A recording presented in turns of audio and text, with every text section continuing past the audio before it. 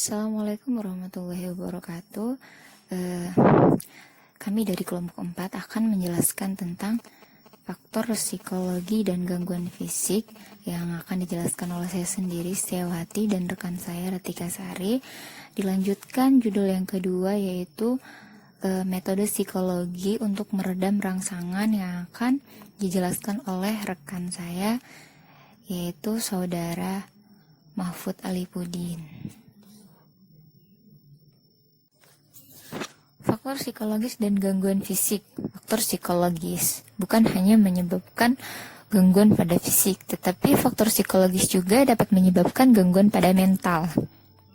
Adapun beberapa hal yang telah disebabkan oleh faktor psikologis seperti sakit kepala, mual, sakit perut, jantung berdebar, stres, dan masih banyak hal yang lain. Hal ini merupakan tanda dari gangguan psikosomatis, yaitu gangguan psikis dan emosional yang menimbulkan gangguan pada fisik.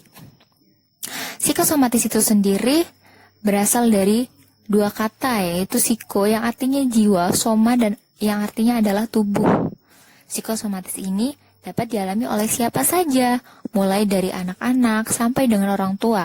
Sedangkan gangguan mental yang diakibatkan oleh pikiran yang berlebih karena tidak tersalurkan dengan baik, sehingga menimbulkan tekanan cemas berlebih, stres, bahkan sampai dengan depresi. Faktor ini pun yang menyebabkan seseorang harus memperbaiki masalah atau kondisi fisik yang kurang baik. Saat ini banyak bukti yang menunjukkan pentingnya peranan faktor psikologis dalam berbagai gangguan fisik yang lebih luas daripada gangguan fisik yang disebut sebagai gangguan psikosomatis tradisional, di mana faktor psikologis ini memainkan peran penting dalam perjalanan penyakit maupun pengobatannya, seperti sakit kepala, jantung koroner, kanker, AIDS, dan stres. Sakit kepala dapat dikelompokkan sebagai gangguan fisik yang berhubungan dengan stres, seperti sakit kepala tegang dan sakit kepala karena migrain. Adapun yang menyebabkan mengapa beberapa orang mengalami stres menderita gangguan sakit kepala, dalam penelitian klasik, sakit kepala ini muncul adanya rasa sakit pada pasien dengan keluhan pada otot, sakit punggung, dan pasien dengan hipertensi atau tekanan darah tinggi. Itu adalah salah satu ciri sakit kepala tegang, sedangkan sakit kepala migrain ini karena adanya ketidakstabilan serotonin kimiawi otak. Turunnya tingkat serotonin menyebabkan pembuluh darah di otak mengalami kontraksi atau menyempit dan kemudian mengembang. Itu yang menyebabkan timbulnya rasa yang menusuk yang diasosiasikan dengan migrain. Adapun penanganan untuk menghilangkan rasa sakit seperti meminum obat, aspirin, ibuprofen, dan masih banyak yang lain. Dan untuk penanganan psikologis, orang yang menderita sakit kepala migrain dapat mengurangi rasa sakitnya dengan menaikkan suhu di salah satu jarinya atau disebut dengan pelatihan biofeedback, yaitu suatu metode pemberian informasi pada individu tentang fungsi tubuh sehingga individu dapat lebih mengendalikan fungsi-fungsi tersebut. Penyakit selanjutnya adalah penyakit kardiovaskular. Penyakit ini adalah penyakit serangan jantung dan hipertensi yang menyebabkan kematian nomor 1 di dunia. Faktor-faktor risiko terjadinya penyakit tersebut termasuk juga berbagai faktor yang tidak dapat dikendalikan seperti usia dan sejarah keluarga. Akan tetapi, sejumlah faktor risiko dapat dikendalikan melalui penanganan medis atau perubahan gaya hidup, pola-pola seperti tingginya kolesterol, hipertensi, merokok, makanan berlebih, minum alkohol, mengkonsumsi makanan tinggi lemak, dan gaya hidup yang monoton. Dan angka hipertensi yang tinggi yang tidak terkontrol paling tinggi terjadi pada orang dewasa atau orang yang lebih tua. Faktor psikologisnya misalnya emosi-emosi negatif seperti marah dan cemas.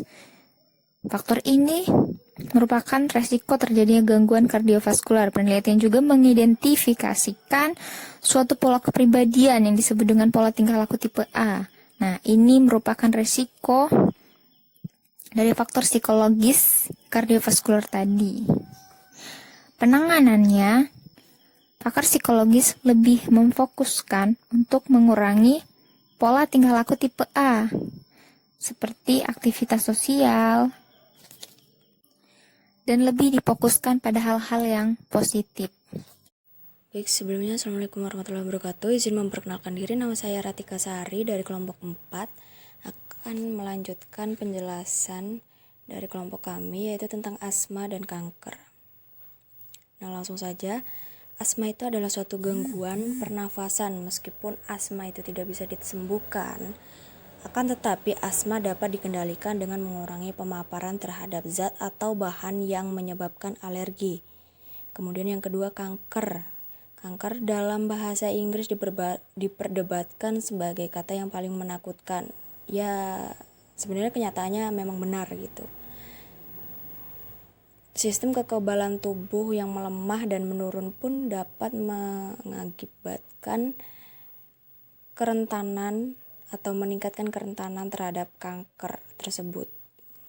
Nah, faktor-faktor psikologis dalam penanganan penyembuhan kanker pun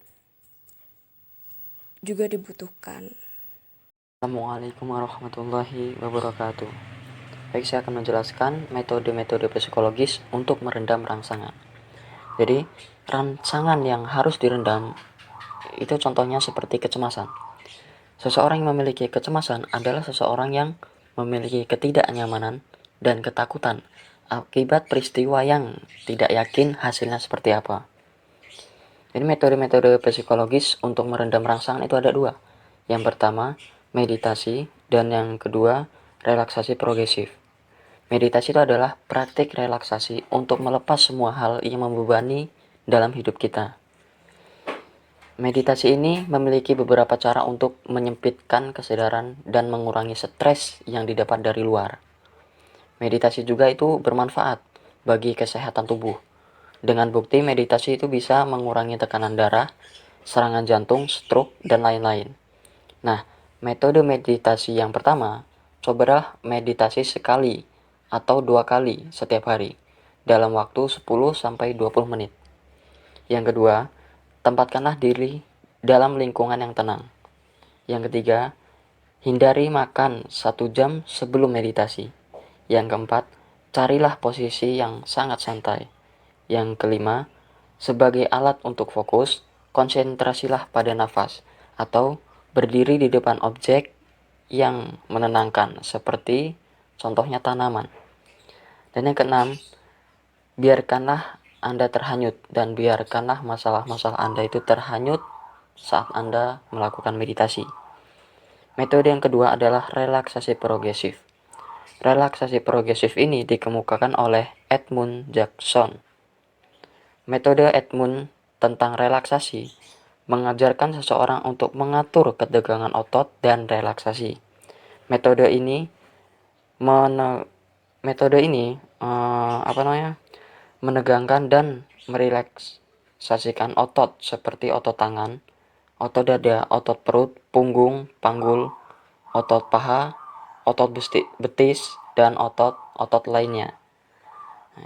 Metode ini bersifat projeksif karena berpindah dari otot yang awalnya itu tegang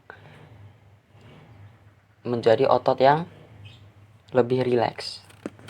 Terima kasih. Wassalamualaikum warahmatullahi wabarakatuh.